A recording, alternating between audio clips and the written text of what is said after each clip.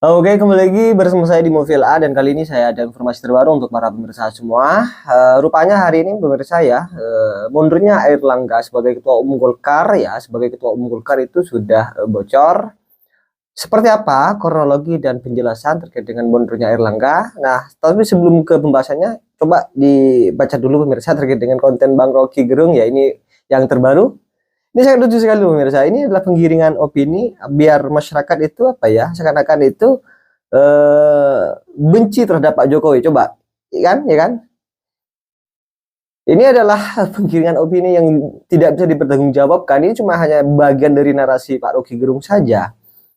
Kan begitu pemirsa. Nah, langsung saja kepada pembahasannya setelah dibocorkan oleh salah satu juga bagian dari Partai Golkar. Ini sangat menarik sekali penjelasannya pemirsa. Nggak mundur gitu, tapi spekulasi yang beredar sepertinya nggak sukarela. Ada cerita di panggung belakangnya. Apa cerita yang mungkin bisa dibagikan oleh Pak Ridwan? Kalau buat saya Pak Erlangga mundur itu memang harus tahun yang lalu sudah mundur. Karena dia tidak menjalankan paradigma baru Partai Golongan Karya. Akhirnya dia terbulat sendiri sekarang. Karena paradigma Partai Golkar itu sejak kita berubah menjadi partai di era reformasi, kita menjadi partai yang terbuka, kita partai mandiri, kita partai yang modern. Nah, partai yang mendengarkan aspirasi rakyat. Pak Erlangga tidak jalankan itu. Tapi 102 kursi yang mendengarkan aspirasi rakyat dong Pak Ridwan? Tidak bisa dong. 102 kursi itu bukan kerjaan Pak Erlangga. Nggak bisa diklaim bahwa itu prestasi Golkar di bawah kepemimpinan Pak Erlangga. Coba cek hasil survei ya sebelum pemilihan itu. Berapa? 8-9%, tidak lebih dari 10%. Itu kerja akibat dari kita mendukung Prabowo Gibran. Jadi efek apa, ekor jas itu loh. Ya, kotel efeknya. Iya. Dan masalahnya pada saat itu kan juga ada ya yang harus turun suaranya kan. Iya. Kita dapat limpahan kan. Iya. Itu dapat limpahan apa ngambil suara yang turun? Ya, enggak tahu lah. Nasdem dapat limpahan 10, PKB dapat 10, Demokrat turun, PAN dapat sedikit-sedikit, PKS dapat sedikit-sedikit. Golkar yang terbanyak. Ya karena memang jaringannya Golkar kan merata di seluruh Indonesia. Jadi bukan kerja Golkar, kerja kader-kader apa namanya caleg-caleg dan kita dapat efek tadi ekor jas itu. Tapi mundurnya Pak Erlangga kenapa sekarang? Kalau misalnya ternyata Bapak bilang makanya 1 tahun lalu harusnya mundur. Terlambat dia mundur. Seharusnya setahun yang lalu dia mundur. Sehingga membuat orang bertanya-tanya. Buat saya tidak heran. Karena siapa yang tidak menjalankan paradigma baru Partai Golkar 5 itu, dia akan terbulat. Kalau dia mandiri, Partai Mandiri, ya harus mandiri sejak awal.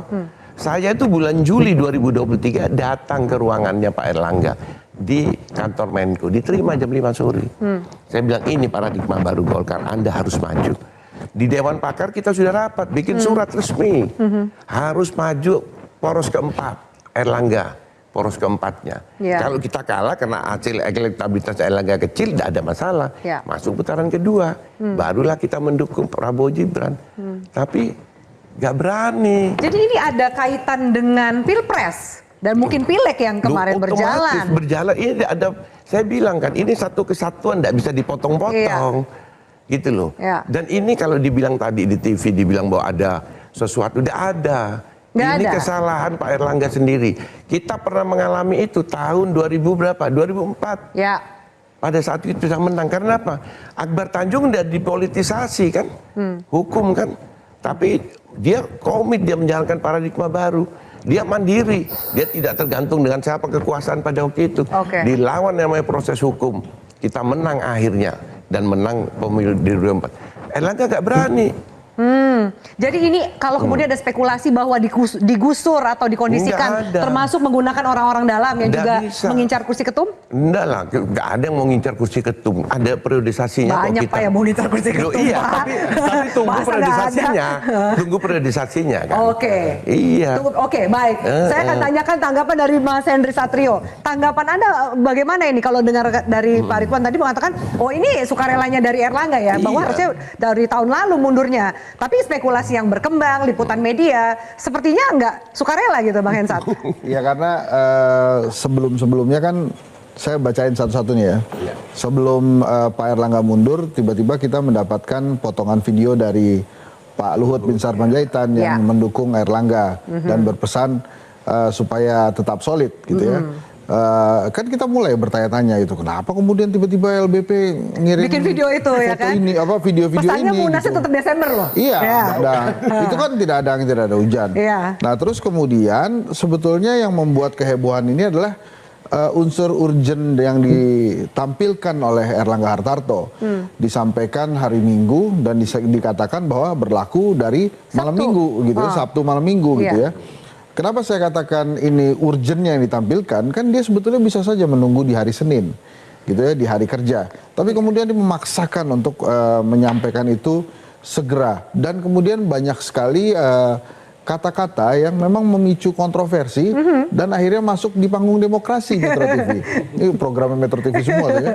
Ya itu seperti misalnya demi kesolidan, kemudian transisi. Iya apa sih? Itu maknanya kenapa? Kayaknya sesuatu yang genting sekali. Kalau Erlangga gak mundur dari kursi ketum, something will happen gitu. Iya, tapi yang ingin dia sampaikan itu kalau sepertinya kalau dia nggak mundur, transisinya tidak berjalan dengan Bermasalah. baik, kemudian menjadi tidak lebih solid gitu kan. Jadi kita yang di luar Partai Golkar Ya. itu melihat ada apa ya. Ya. Tapi yang ingin ditampilkan duluan itu yang urgentnya itu. Kalau saya sih melihat kemudian banyak yang ingin kursi Partai Golkar, siapa yang nggak ingin gitu. Partai terbesar kedua di Indonesia dan Ya. kemudian berkali-kali menjadi pemenang pemilu gitu ya. Wajar kalau kemudian banyak yang Mengincar. ingin menginginkan kursi ini, apalagi Pak Erlangga sudah 7 tahun gitu ya. Tapi semuanya ini kan menjadi heboh karena ada urgenitas yang ditampilkan oleh Erlangga. Terbaca nggak urgentnya itu apa? Kalau dari kacamata Anda sebagai pengamat politik, urgenitasnya apa sih? Ya, kita boleh menduga-duga, tapi kan itu semua dugaan kan belum tentu benar juga, sehingga kita meraba-raba ya. Jadi kalau kemudian dilihat ada apa ini, ya pastinya ada kaitannya dengan beberapa hal perpolitikan di Indonesia. Yang paling dekat adalah pilkada misalnya. Oke. Karena di pilkada beberapa kali tarik ulur Pak Erlangga misalnya di Sumatera Utara, kemudian di Jawa Barat, di Jakarta. gitu ya. Walaupun dia sebetulnya memberikan semua keinginan penguasa. Yang dia inginkan, penguasa ingin, dia okekan. Gitu. Tapi nggak cukup. Ternyata nggak cukup gitu. Masih ada hal-hal yang membuat Erlangga ini harus mundur. Nah ini adalah misteri yang Oke. coba digelontorkan oleh Erlangga dan membiarkan panggung demokrasi nebak-nebak. Oke, kita sama-sama nembak nih, Mas Kodari. Anda bacaannya apakah sama seperti Bang Henry Satrio atau ada pandangan yang lain gitu? Termasuk statementnya itu loh agak janggal ya. Intinya kalau nggak mundur ini kan demi stabilitas transisi pemerintahan. Itu kenapa ngomongnya gitu? Ya kurang luas aja ngelihatnya. Kalau kita ngelihat Golkar secara luas, kita kan tahu bahwa setiap kali terjadi pergantian kekuasaan di tingkat pusat, maka hampir-hampir otomatis di Golkar pun juga akan ikut gitu. 2004 ya, begitu terpilih SBY ya dan JK, langsung ganti dari ketua umumnya Pak Akbar Tanjung. 2009 Pak JK maju kalah, Iya. hilang juga posisi wakil ketua umumnya dan seterusnya. Nah sekarang kita masuk kepada era kepemimpinan baru. Otomatis di internal Golkar itu melakukan adaptasi gitu loh. Terus terang menurut saya Erlangga Hartarto ini tidak cukup percaya diri untuk bertarung di Munas yang akan datang gitu. Karena Ukurannya apa tuh Bang nggak percaya dirinya Pak Erlangga? nggak percaya diri karena dia selama ini memang nggak pernah bertarung. Erlangga ini nggak pernah bertarung. Safety player gitu? Kalaupun dia pernah bertarung di Munaslup ya di Bali ya tahun 2016 dari 8 kandidat dia cuma nomor 5. Ini cuma 11 kursi. 8 kandidat nomor 7 dapat 14 suara. Itu dia. Ya. Nomor 7. Ya pokoknya kecil lah, sedikit lah. Pokoknya nggak fight lah gitu. Iya. Oke. Nggak Di nendang, 2019 tinggal 2 calon, saya sama Erlangga, diaklamasi oleh Aziz Samsudin pimpinan Munas. Iya. Saya tidak boleh ikut bertarung. Iya. Iya. Yang kedua, gini ya, dia baru jadi ketua umum ketika terjadi kekosongan. Dan waktu itu pengurus Golkar semua kan melihat ke Pak Jokowi, Pak gimana Pak kepemimpinan Golkar ini kosong gitu. Nah matanya Pak Jokowi itu ngelirik kepada Erlangga. Nah kenapa kepada Erlangga? Karena Erlangga waktu itu tokoh yang paling lemah. Dalam situasi seperti itu, tokoh paling lemah yang bisa diterima oleh semua kandidat. Kalau yang maju tuh tokoh yang kuat, Ridwan Hisam gitu, siapa gitu. Ditolak pasti, karena takut nanti dia kuat gitu loh. Takut melawan Iya, gitu. tahun 2019. Baru jadi ketua umum setelah situasinya aklamasi. Dan dari kemarin-kemarin menurut saya kerjaannya Pak Erlangga itu cuman berusaha membangun aklamasi di daerah. Di situasi hari ini kalau tadi Bang Kodari bilang lirikan matanya Pak Jokowi, ada nggak kita bisa baca lirikan matanya Pak Jokowi kemana? Ini kan anggaplah PLT gitu kan. Bentar lagi mau munaslup. Menurut saya yang harus dilihat itu lirikan matanya Pak Prabowo juga gitu, karena kepemimpinan yang ke depan itu. Menurut saya Erlangga merasa bahwa kepemimpinan yang ke depan itu, matahari yang sekarang ini itu nggak, angin buritannya nggak di dia gitu loh, ke yang lain. Jadi dia merasa bahwa kalau nanti saya tarung, saya habis gitu. Nah mungkin Pak Erlangga ada pengorbanannya juga. Dia melihat kalau nanti misalnya dia maju di Munas, lalu kemudian dia kalah gitu ya, menteri-menteri misalnya yang sekarang keluar dari kantongnya dia, itu nanti kan jadi lain gitu, bikin repot bikin repot ketua umum yang baru gitu loh, bikin repot presiden. Ya sudah mundur aja sekarang, supaya apa, nanti terpilih ketua umum yang baru, urusan pilkadanya sudah sinkronisasi, kabinetnya juga sinkronisasi. Itulah stabilitas transisi pembangunan. Oke, mungkin saya rasa cukup pemirsa terkait dengan statement dari partai dari kader Golkar, dan juga ada Bang Kodari di sini. Nah ya, seperti apa komentar kalian, tulis di kolom komentar, dan jangan lupa tekan tombol subscribe-nya biar kalian juga tidak ketinggalan informasi-informasi baru dari channel ini. Dan salam demokrasi dan salam NKRI. Sudah Bang Roky Gerung ya berhenti untuk menggiring opini yang menyesatkan.